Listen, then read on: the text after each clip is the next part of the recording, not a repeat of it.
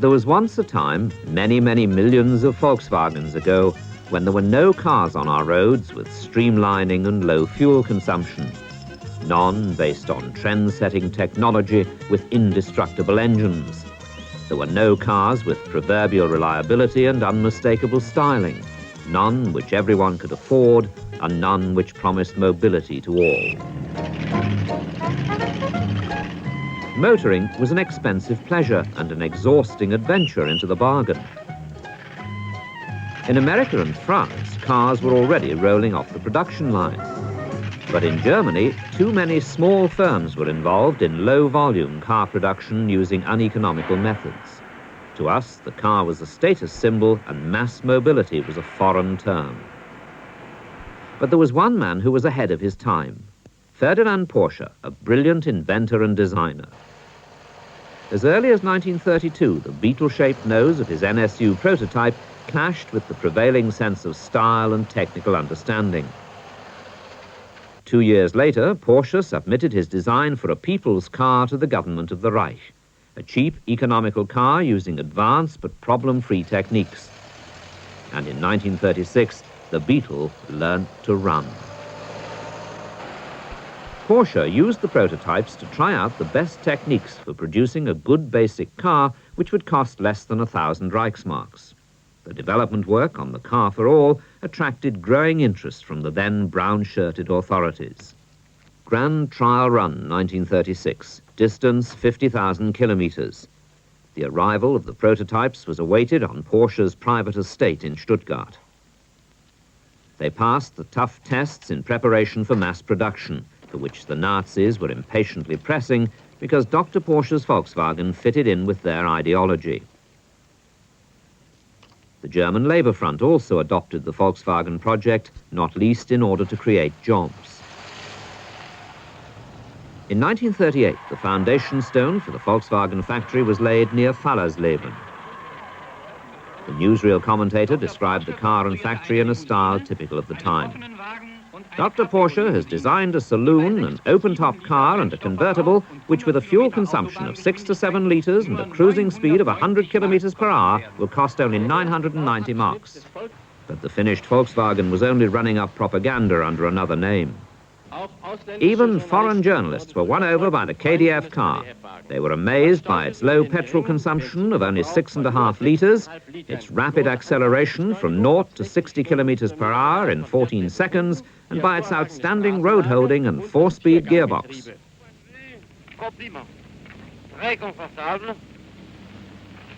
C'est une trouvaille et nous espérons vraiment qu'elle aura grand succès.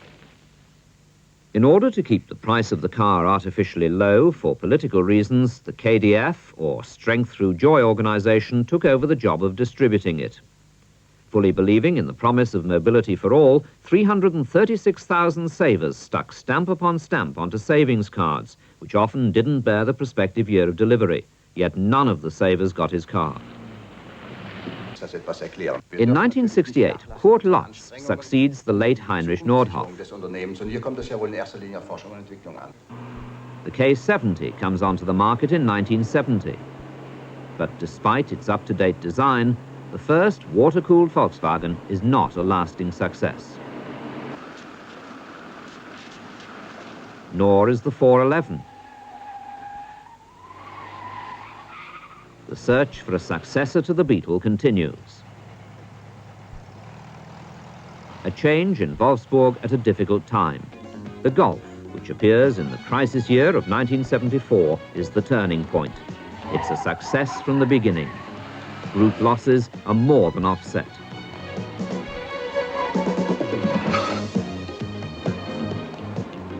The new generation of models, Passat, Scirocco, Golf and Polo, sets the trend for motorcar design of the future.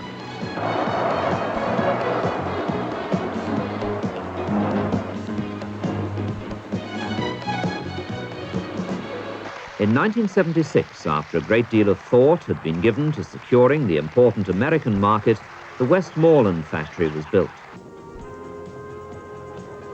In the same year, the Golf reached the million mark at home.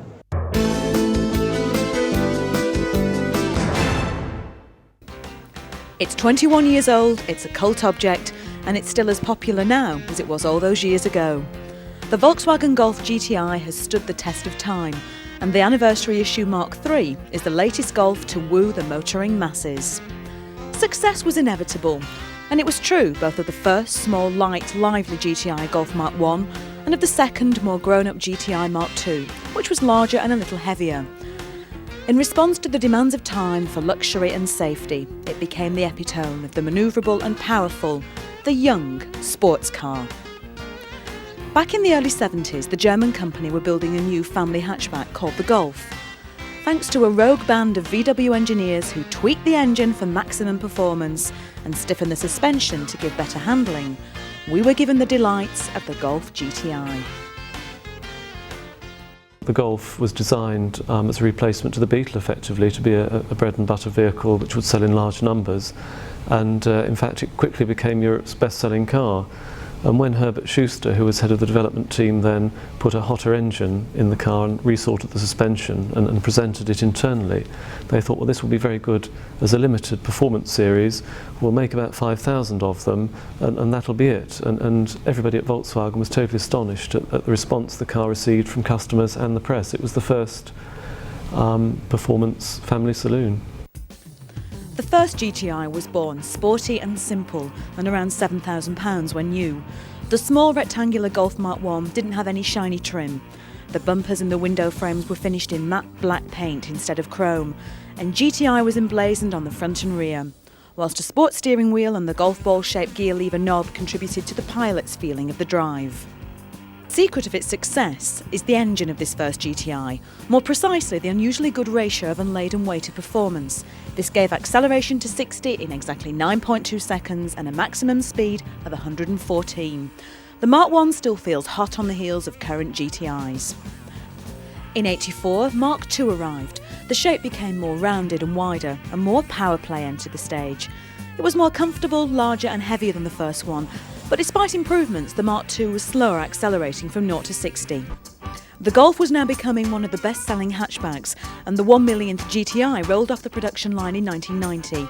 It wasn't just popular with the public, there was increasing interest from rally drivers who enjoyed testing its capabilities through all terrains and weather conditions.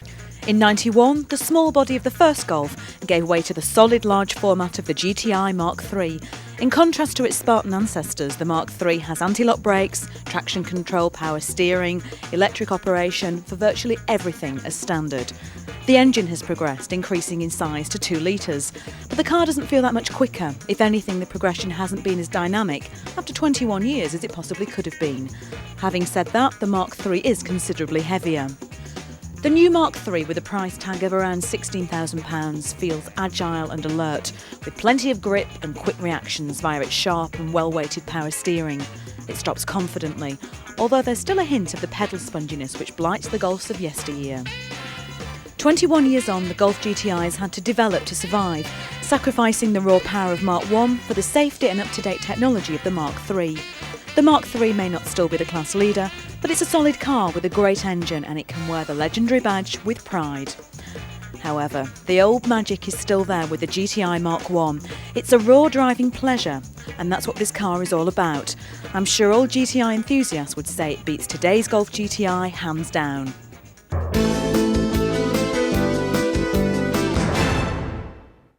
If I started to talk to you about the ozone layer and the greenhouse effect, you could be forgiven for thinking that I'm trying out for a job on tomorrow's world. There's around 500 million cars on the world's roads. Give us another 20 or 30 years and that figure's going to rise to well over 2 billion. So things aren't looking good. Now, this is a problem the motor vehicle industry is taking very seriously indeed, and it's the main reason that today we're at the Volkswagen head office at Wolfsburg in Germany. Volkswagen hold this forum every 2 years to let the public know that they're doing as much as possible about the most serious issue facing the motor industry. It sounds great, but how much importance does a manufacturer really place on it? Environment orientation is one of our major political orientation in our company, and I think there's a lot of challenge in this area and a lot of opportunity on the market. Do you view responsibility being in meeting legislation, or do you feel that a company like Volkswagen should be setting new standards? No, I think legislation always puts us in a bad position out of competition. So we think there's a broad field of competition in this area, environmental features on cars, and that's the reason why we do a lot more than the officials want us to do from the legal side, also in factory and on the car itself, of course. The good old Volkswagen Golf, a very familiar sight. But not this one, because this is a Golf with a difference. This is the City Stromer, and it's an electric Golf. An electric Golf? I hear you all cry, how on earth does that work? Well, if you want a talking point at parties, then this is the car to own. Because all you need to do is flip open the number plate, pull out the cord, plug it in, and away you go. Well, you do when the battery's charged. In developing the City Stromer, VW have tried to take as many components as possible from the regular Golf. In fact, it's only once you open the bonnet that you actually realise how different this is. Now this is only half of the battery. The total unit weighs around 480 kilograms. It takes around 8 to 9 hours to charge. Now the future of the electric car really does depend upon developing a higher capacity battery so they can reduce the size of it. And this is where the other half of the battery lives, under here. They've had to do away with the spare wheel, but you've still got plenty of room for your luggage. From the exterior, you certainly can't tell the difference between the City Stromer and the regular Golf, but once you get into the car and start it, that's when the differences become obvious. The main thing is the operation of the clutch. You don't really need to use it apart from when you're actually changing gear, and you can start off in any gear you want, first, second or third, although you get a slight difference in acceleration. The big difference, however, that you can't get away from is how quiet the car is. Peaceful, wonderful. Off a fully charged battery, you'd get around 50 miles from the City Stromer, doing a regular 30 to 40 miles per hour. So, as the name suggests, it's really best suited to short journeys and for city use. At the moment here in Germany, the City Stromer isn't being sold through the dealer network. It's only available direct from Volkswagen. As a result of this, there aren't many private buyers with one. The market really seems to be as a fleet vehicle for large companies that want to be seen to be doing their bit for the environment. So is it true that this car is your baby? Well, I wouldn't put it that way. We have developed here at Volkswagen this car, but at that time of the development I was a project manager of this car. Why decide on the Golf? Because it is a particularly heavy car. Why not something lighter like, say, a Polo? Well, that's a good question, but it is the philosophy of this car that we stayed with a lead-acid battery. You see, there are quite a few battery systems, and if you stay with this battery, which is well known for some time on one hand, on the other hand very heavy, and you know the restrictions to that, you need a certain size of the car to have a reasonable electric vehicle, and we thought that this was a Golf. With a Polo we would have even less range, even lower performance. There may well be those of you watching that would like to become the proud owner of a City Stromer. Before you go dashing off to your local VW dealer, hang on just a minute. You see, you can only buy one of these if you live in Germany. We are prepared to offer it in the UK, as far as I know at least, but I think the market for a City Stromer is not very big. We have sold in Germany about 200 cars, and yeah, we find out if there is a demand from the market. I'm quite sure that we will offer the car also in the UK. But don't you think in a way it's up to you to create the demand? I mean, the car isn't available through dealer networks, it is not actively being promoted. Do you not feel that you need to be doing more in this area? I think the major problem of an electric vehicle is the fact that it cannot run too far, about let's say 40-50 kilometers, depends on the power, or the way you drive the car, and then it has to be reloaded for a couple of hours. So that is one of the major disadvantages of such a car. Of course, it's not just Volkswagen who are working with electric vehicles. BMW have recently unveiled their latest concept, the E1. Unmistakably still a BMW, the car features the traditional kidney-shaped centre grille and twin headlights.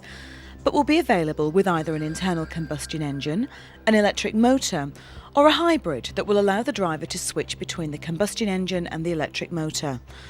On paper, the vehicle sounds and looks fantastic, but in reality, the day of mass-produced electric vehicles on the road is still a long way off.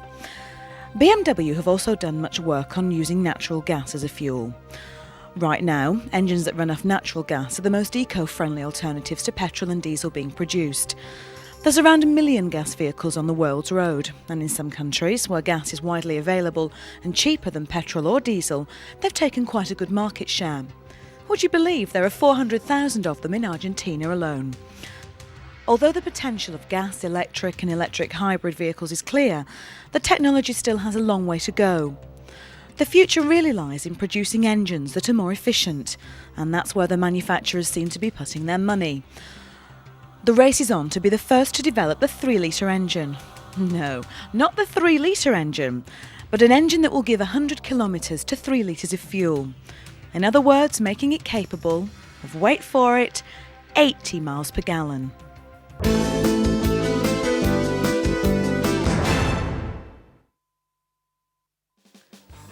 Here's a question for you. You're the manufacturer of a classic vehicle that's been around since 1974. It's topped sales charts in Europe since the 80s and has sold a staggering 17 million.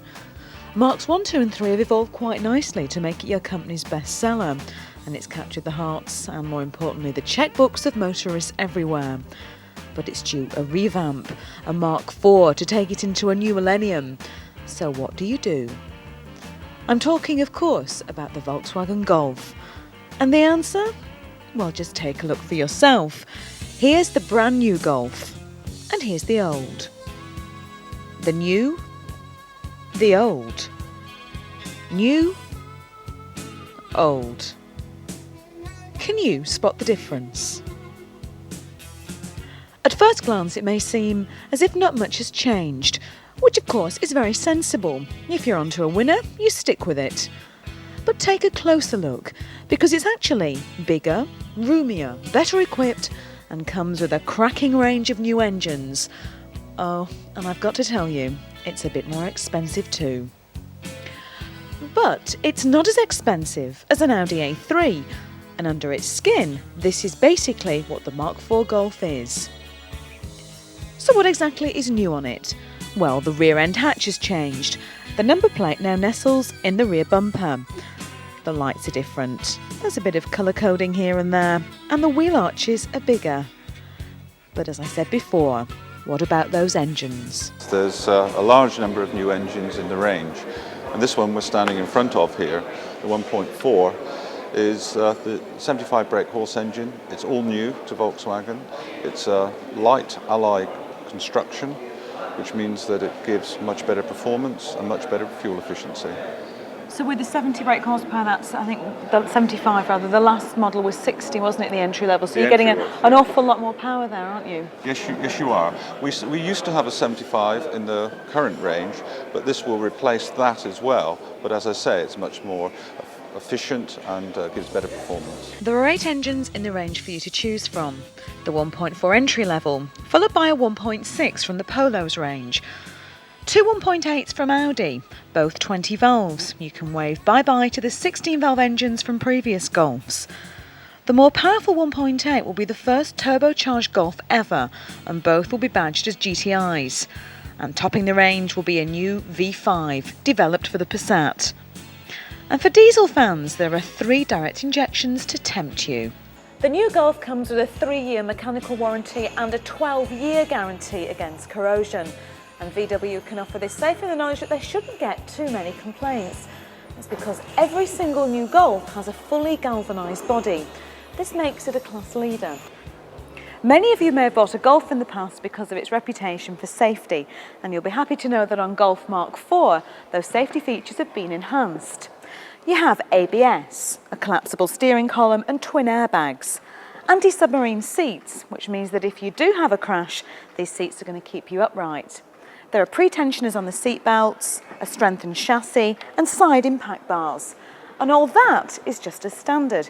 If you want to drive with even more peace of mind, then you can opt for side airbags and also a 3-point centre rear seat belt. VW are also at the cutting edge of technology when it comes to child safety in cars. Every Golf on both sides of the rear seat has 2 metal hoops. These black fixing points go into the hoops like that. Child seat available from Volkswagen dealers, but within 6 months you'll be able to get them from other places as well with the same standard. You can't go wrong basically. At the back, pull that, 2 feet come out. Indicators at the front are currently red. Just slot them in the fixing points. Those go to green. Simple as that, you can't go wrong. Safe driving, complete with little beetles on the seat as well. Absolutely, added yes, fun. a little Volkswagen touch. So the changes to the Golf should be becoming more obvious, but of course it's behind the wheel that really counts. So I took to the roads of Bonn in a left hooker to try out the 1.4 engine. And you can immediately feel the extra power that this new 75 brake horsepower 1.4 engine gives you. It's sprightly and it's keen, giving you enough power to nip around town and to give you a good blast out on the open road. It's not power-packed, but for an entry level, it certainly exceeded my expectations. As with the external styling, the inside of Mark IV is still unmistakably a Golf, although there is a bit of a hint of the Passat in here as well. It comes in 3 trim levels, the S, the E and this, the all-singing, all-dancing top-of-the-range SE.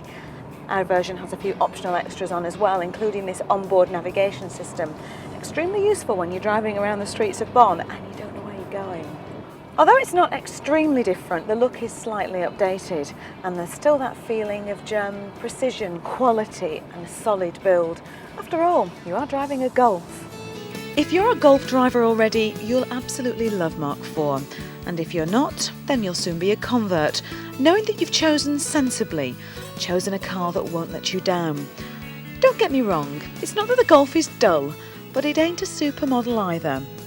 What it is the friendly, attractive girl next door, the type you'll probably be very happy with for years to come.